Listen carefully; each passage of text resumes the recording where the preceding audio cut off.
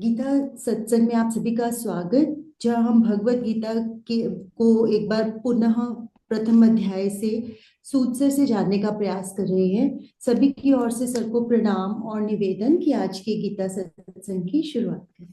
आशीष जी, बहुत बहुत धन्यवाद। आप सभी को मेरी ओर से प्रणाम, चरण वंदना। और इसी प्रक्रिया में जो कल हमने बातें की उससे आगे चलेंगे। जो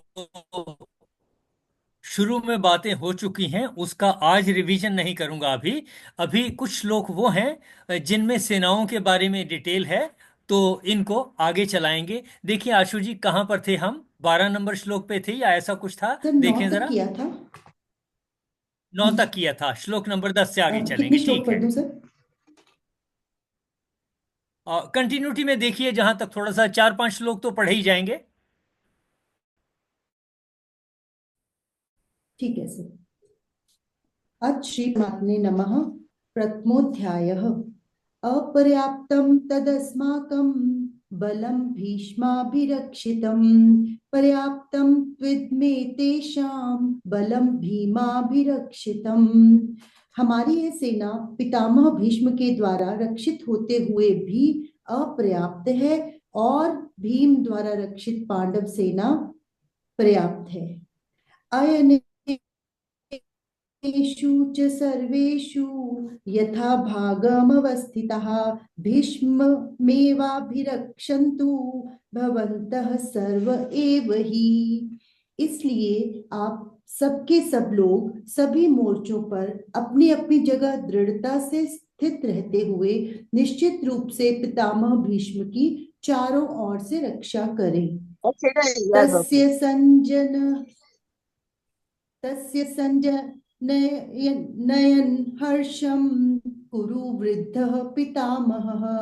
सिंहनादं विनद्योच्चैः शंखं दद्मौ प्रतापवान। कौरवों में वृद्ध और प्रतापी पितामह भीष्म ने उस समय दुर्योधन के हृदय में हर्ष उत्पन्न करते हुए उच्च स्वर में सिंह की दहाड़ के समान शंख बजाया। ततः शंखाश्च भैर्यश्च पणवानक गोमुखः सहसैवाभ्यः भ्यहन्यन्तः हन्यन्तः। स शब्दस्तुमुलोऽभवत्। इसके पश्चात शंख और नगाड़े तथा ढोल मृदंग और नृसिंघे आदि बाजे एक साथ ही बज उठे। उनका यह शब्द बहुत भयंकर हुआ। सर आगे पढ़ूं और भी? हाँ, आगे पढ़ दीजिए। ततः श्वेतैर्हयैर्युक्ते महति स्यन्दने स्थितौ माधवः पाण्डवश्चैव दिव्यौ शंखौ प्रदद्मतुः।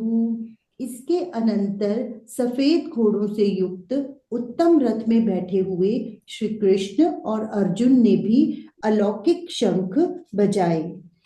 पांचजन्यं ऋषिकेशो देवदत्तं धनंजयः पौंड्रं दद्मौ महाशंखं भीमकर्मावृकोदरः अनन्तविजयं राजा कुन्तीपुत्रो युधिष्ठिरः नकुलः सहदेवश्च सुघोष मणिपुष्पकौ। श्री कृष्ण ने पांचजन्य नामक अर्जुन ने देवदत्त नामक और भयानक कर्म वाले भीमसेन ने पौंड्र नामक महाशंख बजाया।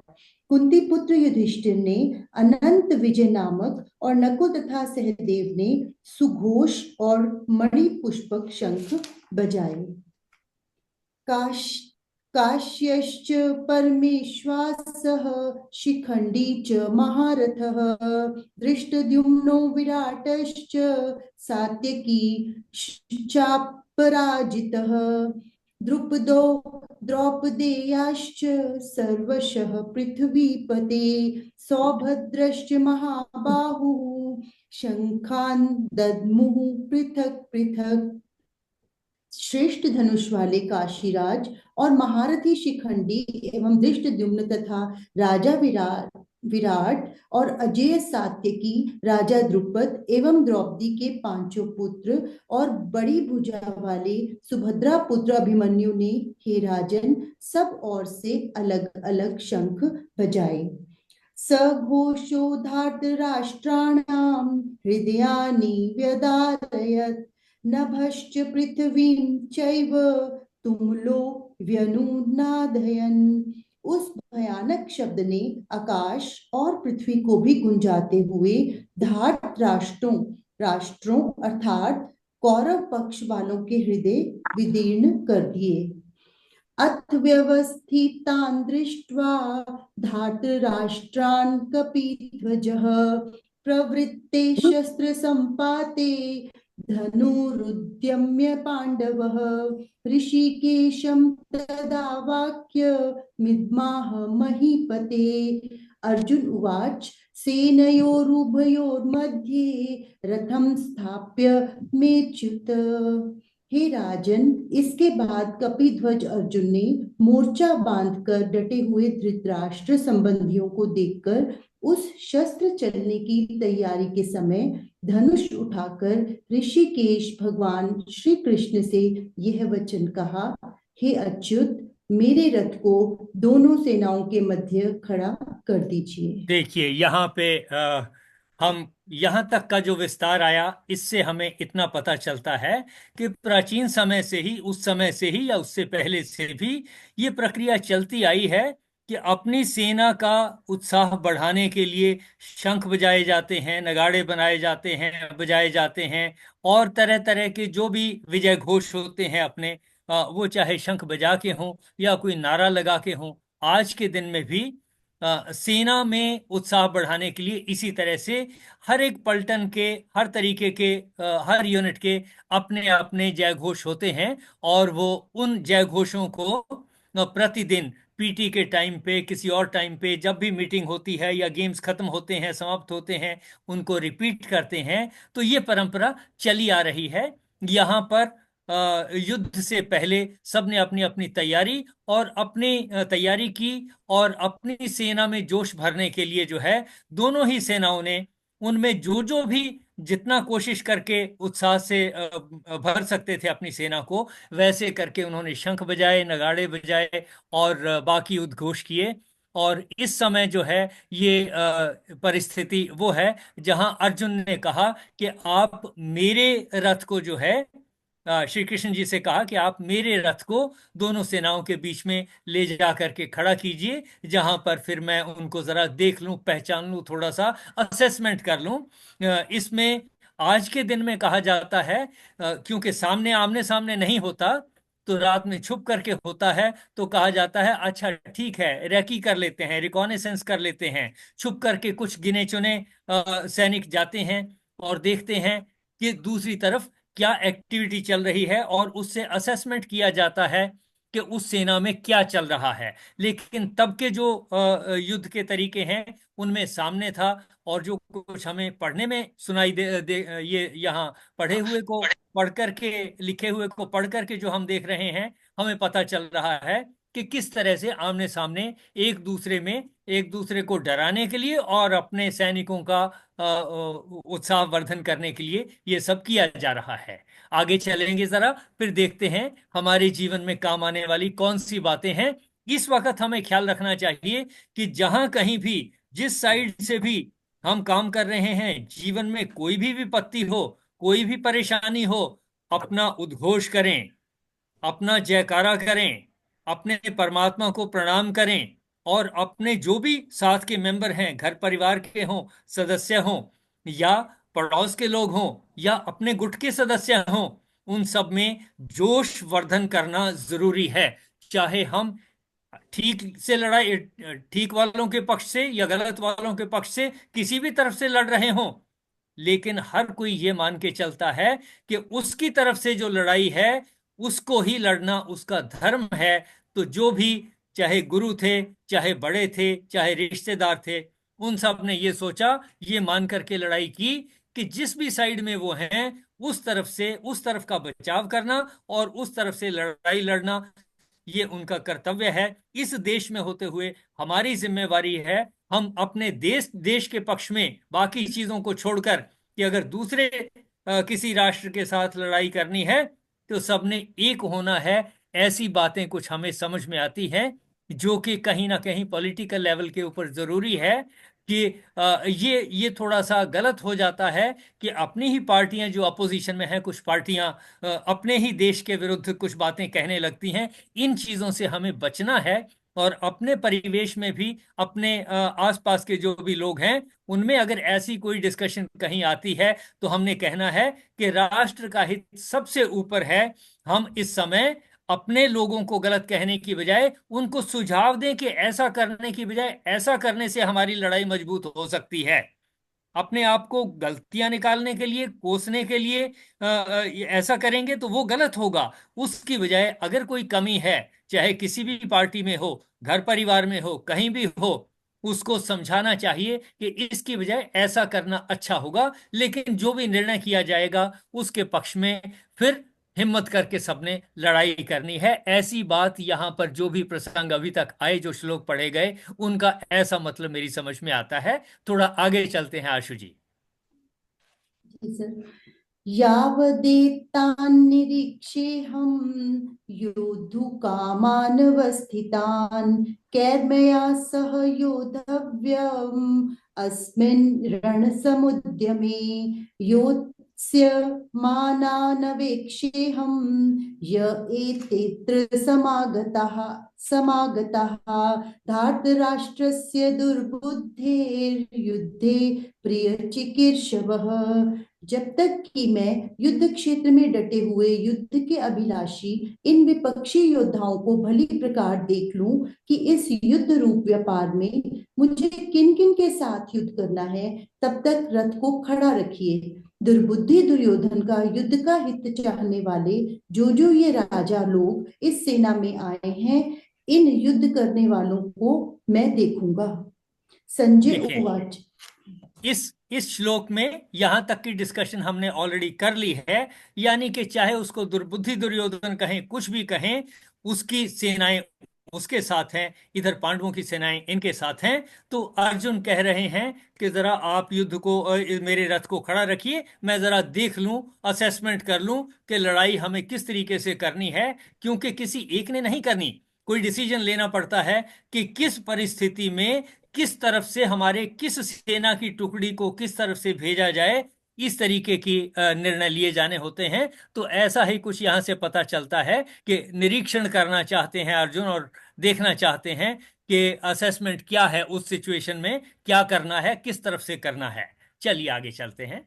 संजय उवाच एवमुक्तो हृषीकेशो गुडाकेशेन भारत सेनयोरुभयोर्मध्ये स्थापयित्वा रथोत्तमम् भीष्मद्रोणप्रमुखतः सर्वेषां च महीक्षिताम् उवाच पार्थ पश्यैतान् समवेतान् कुरुनिति। संजय बोले, हे राजन, अर्जुन द्वारा इस प्रकार कहने पर भगवान श्री कृष्ण ने दोनों सेनाओं के मध्य भीष्म और द्रोणाचार्य के सामने, जहां सब राजा भी उपस्थित थे, रथ को खड़ा करके इस प्रकार कहा, हे पार्थ, युद्ध के लिए इकट्ठे इन कौरवों को देख। तत्रापश्यत् स्थितान् पार्थः पितॄनथ पितामहान् आचार्यान् मातुलान् भ्रातॄन् पुत्रान् पौत्रान् सखींस्तथा श्वशुरान् सुहृदश्चैव सेनयोरुभयोरपि।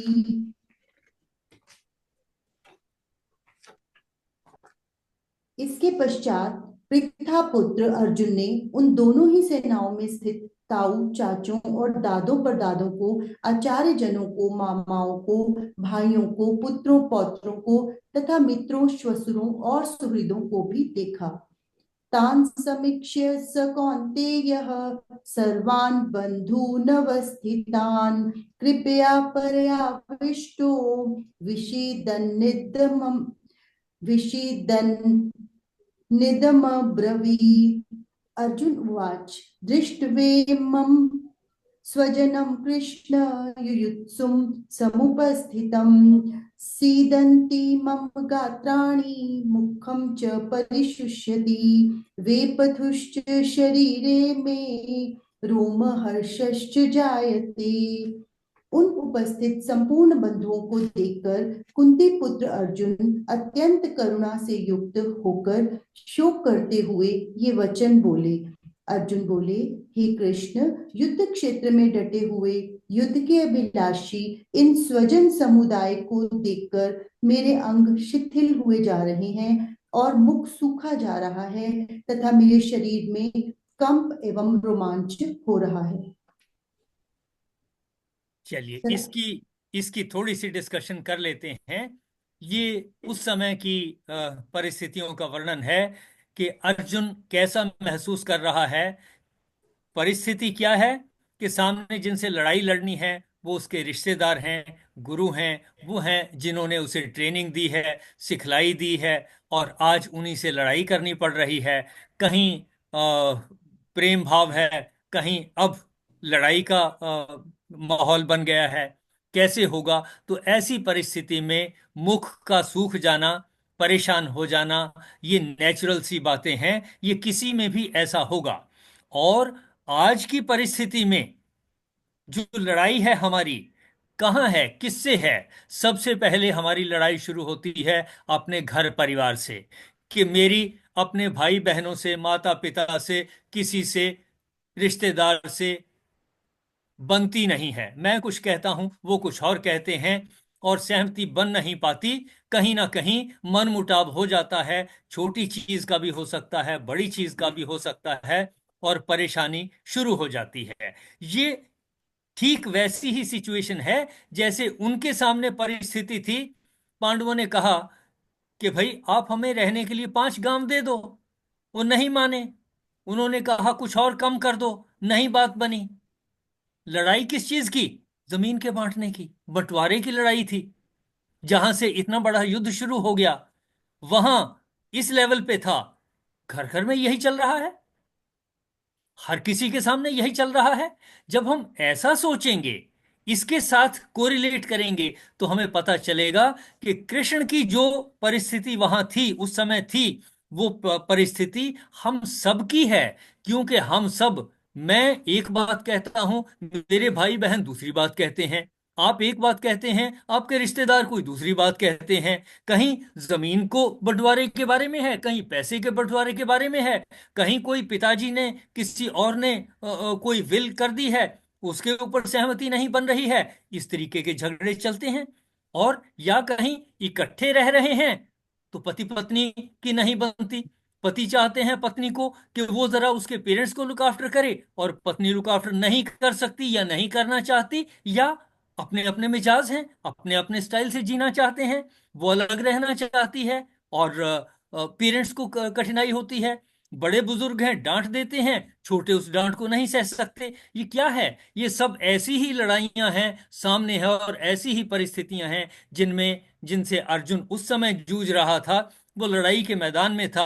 वही लड़ाई के मैदान जो है हमारे घर परिवारों में चल रहे हैं। और साथ ही इसी तरह से कहीं ना कहीं आस पास के पड़ोस में जो है, किसी उसके साथ जहां किसी की जमीन लगती है, घर लगता है, किसी ने घर के साथ कहीं कूड़ा फेंक दिया, किसी ने खड्डा खोद दिया, किसी ने कुछ और कर दिया, किसी ने खेतों में पानी अपनी तरफ खींच लिया, ढलान कर दी। इस तरीके की कठिनाइयां हैं, परिस्थितियां हैं। यानी कि जो लड़ाई की परिस्थितियां वहां थी वो एक तरीके की थी, आमने सामने थे।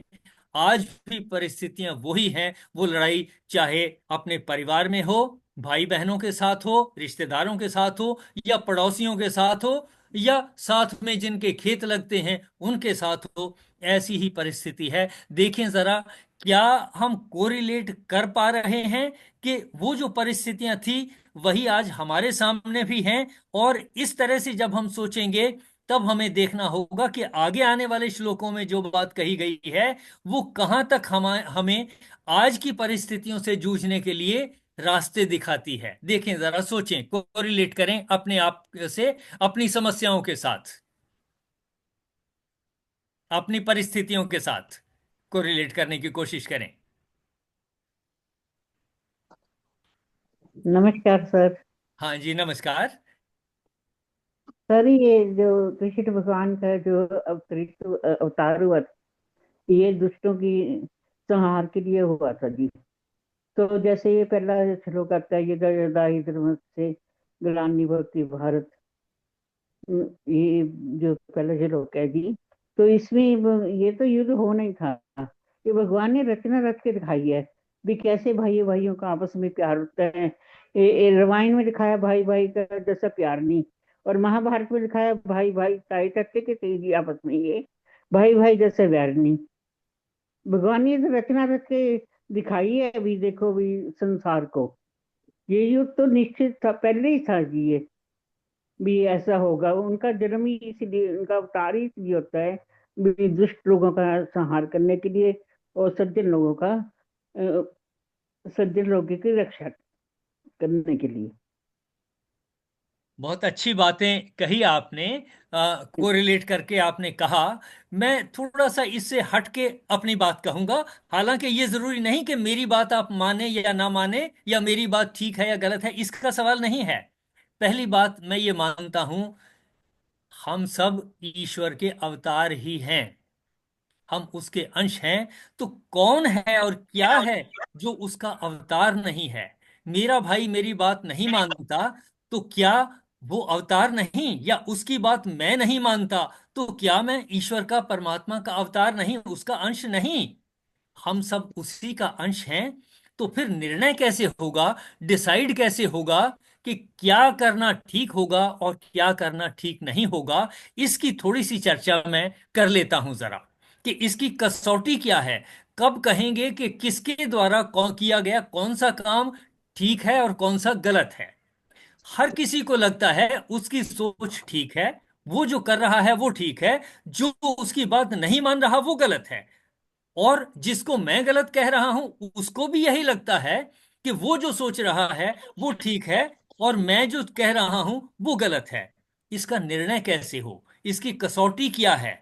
इसका कौन सा टच स्टोन है? हाँ इसकी जी। कसौटी चार तरीके से देखी जाती है।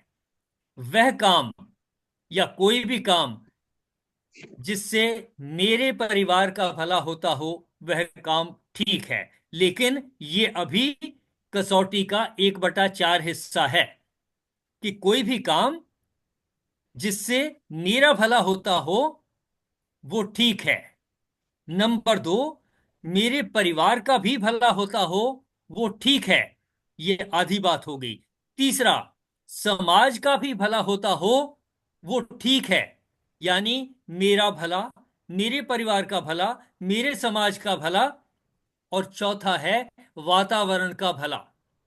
किया गया वह काम जो मेरे लिए ठीक है, मेरे परिवार के लिए ठीक है, मेरे समाज के लिए ठीक है, और वातावरण के लिए ठीक है। ये चार चीजें अगर शामिल हैं तो डेफिनेटली वो काम ठीक है। और इनमें से किसी भी एक काम में कमी आती है, मेरा भला नहीं होता, मेरे परिवार का भला नहीं होता, उनसे लड़ाई बढ़ती है, समाज का भला नहीं होता, या वातावरण का नुकसान होता है, कोई भी एक एलिमेंट अगर इसमें मिसिंग है, तो ये कसौटी है कि वो काम बदल लेने, उस सोच को बदल लेना अच्छा होगा। वो काम जो है ठीक नहीं है। देखें जरा, इसको सोचें कि क्या ये कसौटी, इसके अलावा भी कुछ हो सकता है जिस पे हम कसें कि कौन सा काम ठीक होगा या गलत होगा?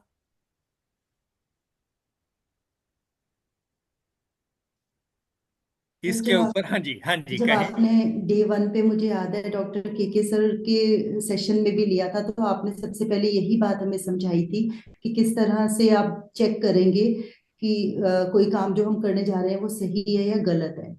सर, वो तो बात समझ में आ गई, लेकिन जो आप दूसरी बात आप समझाते हो ना कि जब अगर कोई ऐसा काम कर रहा है जो कि सही नहीं है, हमने देख लिया चारों तरफ से, पर आप तो कहते हो उसके साथ झगड़ा भी नहीं करना ना। नहीं, ये मैं नहीं कहता झगड़ा नहीं करना। मैं कहता हूं, अगर कोई मुझे शारीरिक तौर पे नुकसान पहुंचा रहा है, मानसिक तौर पे नुकसान पहुंचा रहा है, और मैंने कोशिश कर ली, इन चारों तरीके से मैंने टेस्ट भी कर लिया, अगर इस टेस्ट में पता चलता है कि मेरी सोच ठीक नहीं है, तब मुझे झगड़ा सिर्फ उतने तक करना है कि भाई वो मुझे मार ना दे, नुकसान ना पहुंचा दे, तब मुझे अपनी रक्षा करनी है। तो जिसकी बात हम कर रहे थे, मैं उसको एक उसमें पढ़ देता हूं जरा। अहिंसा परमो धर्म है, धर्म हिंसा तथैव च। अहिंसा परमो धर्म है, परम धर्म है हिंसा, लेकिन धर्म हिंसा तथैव च। और धर्म क्या? जो चीज चार बातों पे, इन कंडीशंस पे पूरी खरी उतरे, उसके लिए फिर मुझे लड़ाई लड़नी है। और ऐसा मेरी समझ में आता है, देखें। और सर दूसरी बात, लड़ाई सिर्फ बाहर वालों से लड़नी है, आप कहते हो घर वालों से लड़ाई भी नहीं लड़नी है। ये नहीं कहा। पूरी भगवत गीता में शुरू से यही है कि जिनसे लड़ाई है वो घर वाले ही हैं, उसके रिश्तेदार ही हैं। और वो कहता है मैं नहीं लड़ना चाहता। और श्री कृष्ण जी ने समझाया कि धर्म के लिए चाहे घर वालों से लड़ाई लड़नी पड़े, पहले डिसाइड करना कसौटी के ऊपर कि भाई हाँ, कहीं मेरी गलती तो नहीं है। अगर आपको पता लगता है कि मैंने कसौटी पे चेक कर लिया है, टेस्ट कर लिया है, अब गलती जो है दूसरी तरफ से है, दूसरे ने नहीं चेक किया, तो तब फिर ऐसी ही सिचुएशन में हमें भगवत गीता कहती है, श्री कृष्ण जी कहते हैं कि भाई शस्त्र उठाइए, अब आराम से बैठने का टाइम नहीं है। चाहे रिश्तेदार हो, चाहे आपके गुरु हो, चाहे कोई हो, छोटा हो बड़ा हो, फिर तो लड़ाई लड़ी जानी है। ऐसा हमें भगवत गीता से समझ में आता है। यस सर, बिल्कुल ठीक है। जय श्री कृष्ण जी। जय श्री कृष्ण जी। जो हमारा पहला काम है, हमने अपने आप को देखना है, भी हमारा पैदा होता हो, फिर घर को देखना है। उसमें नहीं हम पास हो सकते। अगर हम जानित के बारे में सोचेंगे, आपके बाकी दो तो बाकी पहलू ठीक है आपके, जो 50% पहले हमने सोचा है, फिर मतलब कोर्ट भी जानित को पहले लेती है। अगर हम अपने घर को या अपने घर वालों के लिए पहले लेंगे, फिर वो हम उसमें नहीं कामयाब हो सकते, कोई सेवा करने में भी।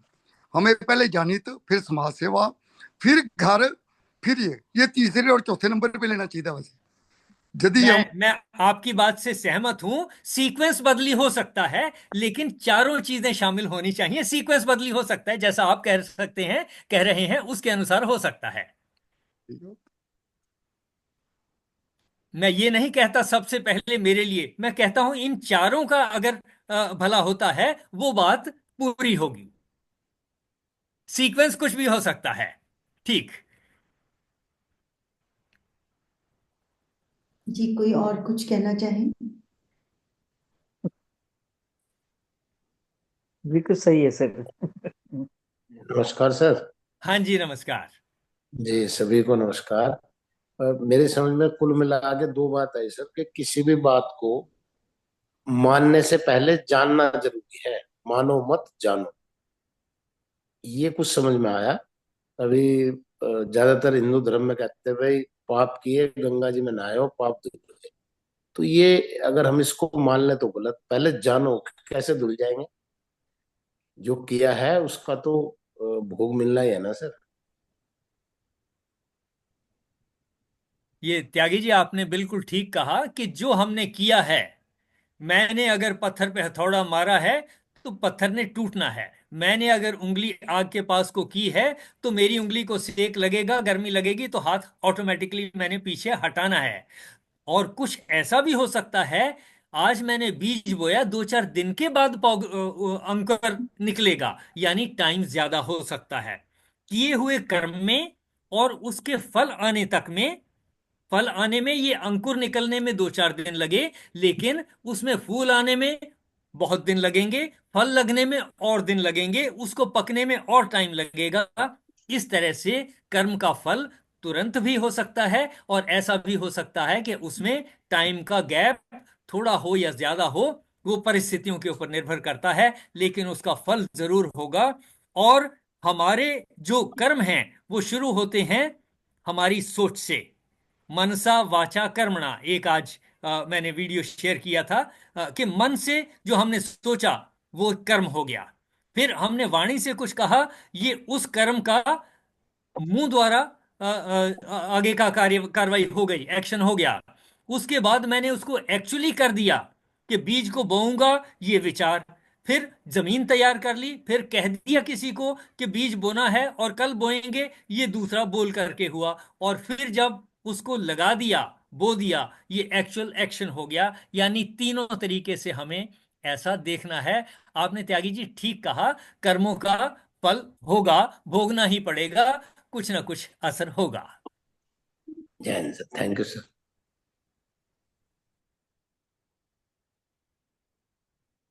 हाँ जी आशु जी, टाइम हो गया है। मैं समझता हूँ बाकी की डिस्कशन आगे कल करेंगे, पूर्णता की ओर बढ़ें। डॉक्टर सुनीता जी कुछ कहना चाह रहे थे क्या? हाँ जी हाँ, कहें। चलिए ठीक है, इसी के साथ समापन की ओर बढ़ते हैं। ओम पूर्णमदः पूर्णमिदं पूर्णात् पूर्णमुदच्यते पूर्णस्य पूर्णमादाय पूर्णमेवावशिष्यते। ओम शांति शांति शांति। आप सबका बहुत बहुत धन्यवाद, और मेरी ओर से आप सबको चरण स्पर्श और प्रणाम। Thank you very much. सभी की ओर से प्रणाम। सभी की ओर से सर को भी बहुत बहुत धन्यवाद और प्रणाम। कल मिलते हैं अगले श्लोकों के साथ। Thank you everyone.